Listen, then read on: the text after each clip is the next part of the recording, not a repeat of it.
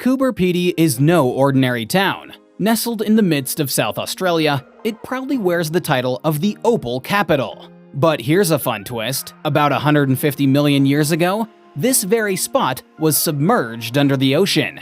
When the waters rolled back, they left behind sandy silica minerals from the seabed. These minerals slowly seeped into the rocky crevices, and over millennia, they transformed into the dazzling gem that we know as opal. Fast forward to today, and Coober Pedy boasts over 70 opal fields, becoming the primary source for the world's most exquisite gem-quality opal.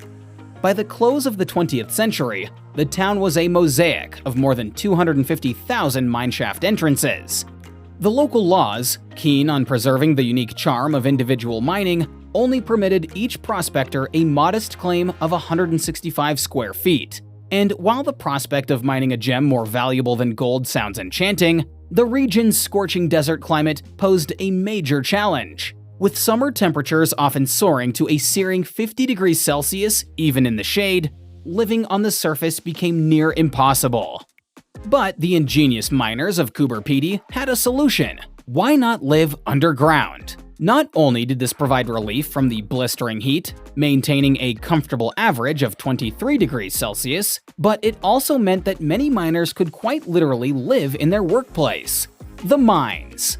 Today, carving out a cozy 3-bedroom underground home, complete with a lounge, kitchen, and a bathroom, costs as much as constructing a house above ground. Though in the earlier days, miners often sought shelter in the very mine shafts that they worked in.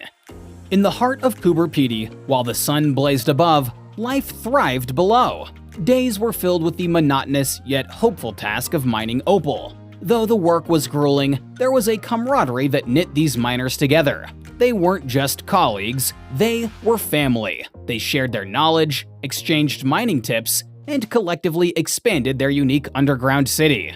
When someone announced the arrival of a new family member, the community rallied. Equipped with jackhammers, compressors, and good cheer, often fueled by beer, they'd carve out a new room for the little one in mere days. So integral was opal mining to the town's identity that an elevated mining truck became a defining feature above its town sign.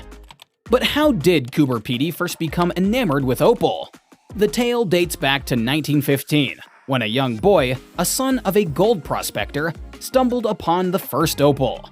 Word spread rapidly, and post-World War I soldiers returned home with dreams of riches. Accustomed to the confines of trenches, these war veterans naturally flocked to the opal fields. Today, a testament to this migration, 60% of Coober Pedy's miners trace their roots back to Southern or Eastern Europe. By the time half a century had passed since that first discovery, opal fever had taken over. So, how does one mine this elusive gem?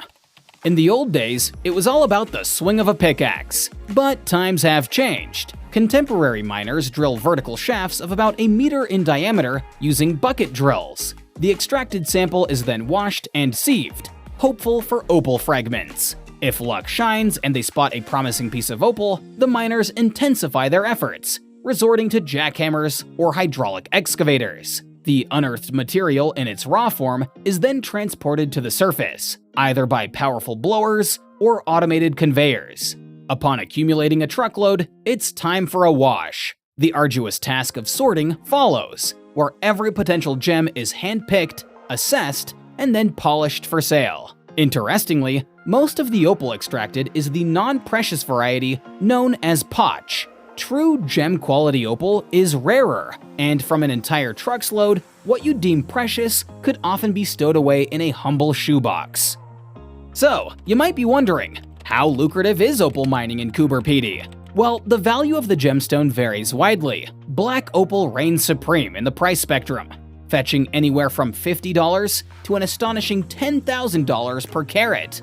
But Coober Pedy is more known for its white opal, which is still a great catch, ranging from $10 to $150 per carat. In fact, some folks have struck it so rich while excavating their subterranean homes that they've managed to pay off their new digs then and there. One discovery, however, dwarfs them all: the Olympic Australis. Unearthed in 1956 in Coober Pedy, this gem is the largest and most valuable opal ever found. Its value was estimated at about 2.5 million Australian dollars back in 1997. To put things into perspective, the stone has 17,000 carats, and each one was valued at $147. This opal is unique, not just for its size, but for its quality. It's a 99% gem opal, evenly colored throughout. Unlike many precious stones, it remains in its natural state, uncut, unpolished, and gloriously authentic. The owner chose not to sell this treasure, but donated it to a museum. What would you do? Share your thoughts in the comments down below. Would you cash in on this opal windfall? Or follow suit and donate it to be admired by generations to come? Personally, I might just take the money.